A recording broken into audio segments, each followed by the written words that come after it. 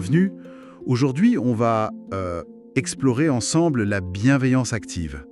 On s'appuie pour ça sur pas mal de documents, des articles, des études. Oui, une exploration assez riche en effet. Alors, cette bienveillance active, c'est quoi au juste?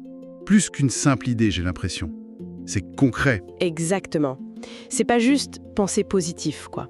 Ça demande des actions, des gestes pour soi et puis pour les autres aussi. Oui, ça repose sur l'empathie, l'écoute, la gratitude aussi apparemment. Une source parlait d'un équilibre entre ses propres besoins et ceux des autres. Tout à fait. Et le mot important, c'est active. C'est un engagement volontaire. Pas du tout une posture passive. On cherche vraiment à transformer un peu son environnement. D'accord. Il y a même une idée intéressante dans les sources. De tout petits gestes, des micro-gestes bienveillants, ça peut créer un cercle vertueux. Ça améliore le bien-être de tout le monde en fait. Intéressant. Notre but aujourd'hui, c'est un peu de voir comment on peut pratiquer ça au quotidien. Et on dirait que ça commence par soi-même. Ah oui, ça c'est essentiel. Une image qui revient, c'est celle du réservoir d'énergie. Le réservoir, oui. Si le réservoir est vide, difficile de donner quoi que ce soit. C'est logique. C'est clair. Et c'est là qu'intervient l'autocompassion. Se traiter soi-même avec douceur, quoi. Comme on le ferait pour un ami en difficulté. Et ça aide vraiment? Oui.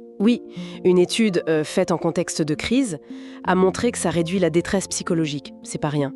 En gros, prendre soin de soi, ça nous rend plus disponibles, plus solides pour aider les autres ensuite. D'accord.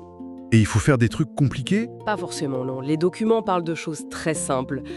5 minutes de méditation, une petite marche, lire un peu, des respirations mentales, comme ils disent. Des respirations mentales, j'aime bien l'idée. Juste une pause, quoi. Voilà, une courte pause consciente. Il y a un exemple sympa, celui de Kerry Ritchie, une psychologue.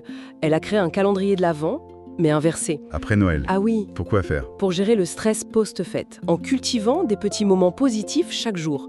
Dans son hôpital, ils font aussi du yoga, des pauses créatives. L'important, c'est la régularité.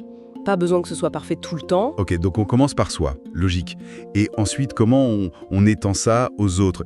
L'écoute revient souvent, j'ai noté. Ah, l'écoute active, oui, c'est un pilier. Écouter pour de vrai, avec une attention totale. Ça change tout, j'imagine. Ça change tout, ça crée de la confiance, ça peut même désamorcer des conflits. Et le plus fascinant, c'est ce que dit la science. Ah, Une étude récente, avec imagerie cérébrale et tout, a montré que ça calme les émotions négatives chez celui qui est écouté, mais ça active aussi l'empathie et la récompense chez celui qui écoute. c'est fou ça. C'est gagnant-gagnant en fait. Carrément, un bénéfice mutuel. Et à part l'écoute, il y a les petits gestes, non? Un sourire, un merci qui vient du cœur, un compliment. Oui, tout ça. Les sources rappellent aussi l'entraide qu'on a vue pendant les confinements. Ah oui, c'est vrai. Des études montrent que ça réduit l'anxiété générale, renforce les liens, et puis ça active nos propres circuits de récompense. Faire du bien, ça fait du bien, quoi. Et l'aide plus concrète, genre aider pour un déménagement, faire des courses. Oui, ça c'est l'empathie en action. Transformer le sentiment en acte. Les initiatives de 2020, par exemple, ça a redonné aux gens un sentiment de contrôle, d'espoir même. Et ça appelle la réciprocité souvent. Mais bon, faut être honnête, c'est pas toujours simple. On doit bien rencontrer des freins, des obstacles, hein. Ah ben oui, bien sûr. Le jugement, par exemple. Se juger soi-même, juger les autres. La comparaison aussi. Toujours se comparer. Le manque de confiance en soi, peut-être. Exactement. Tout ça, ça crée des barrières. Pour les dépasser, il y a des pistes. La pleine conscience, par exemple. Être juste présent, sans juger. C'est ça, pour casser un peu les automatismes. Et puis l'auto-apathie. Se demander simplement « Là maintenant, j'ai besoin de quoi ?» C'est tout bête, mais Ça aide à se reconnecter. voilà. Le journal de gratitude aussi, c'est un outil puissant. Noter les choses positives. Des analyses montrent que ça réduit l'anxiété, ça booste les émotions positives. D'accord. Alors, au final, pourquoi se donner cette peine? Quels sont les vrais bénéfices? Ils sont vraiment importants. D'abord, la santé mentale. Ça libère des bonnes choses dans le cerveau. Sérotonine, dopamine, ocytocine. Le fameux cocktail du bonheur. Un peu, oui. Un vrai antidote naturel au stress, en fait. C'est déjà énorme. Et ça va plus loin, ça renforce les relations. L'ocytocine, c'est l'hormone de la confiance, de l'attachement. Du coup, être bienveillant, ça réduit la solitude, ça permet des échanges plus authentiques. Et sur un plan plus personnel, ça nous fait grandir? Oui, ça pousse à l'introspection, à aligner nos actes avec nos valeurs.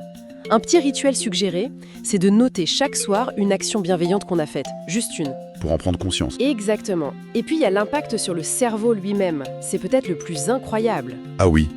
Les études montrent que ça active les zones de récompense, d'empathie, de régulation des émotions. C'est comme si on entraînait notre cerveau à être plus bienveillant en fait. Un cercle vertueux, même au niveau neurobiologique. Impressionnant. Donc, si on essaye de résumer tout ça, la bienveillance active, c'est un parcours. Ça commence petit, par soi, Oui, par soi. puis ça s'étend. Par des gestes simples, réguliers, l'écoute, les petites attentions, l'aide concrète. C'est un cheminement en fait. C'est exactement ça. Et les bénéfices sont là, prouvés, pour le mental, les relations, notre biologie même. Et les freins, comme le jugement, on peut apprendre à les gérer avec des outils comme la pleine conscience ou l'auto-empathie. Bon, et pour finir, peut-être une petite question pour ouvrir la réflexion.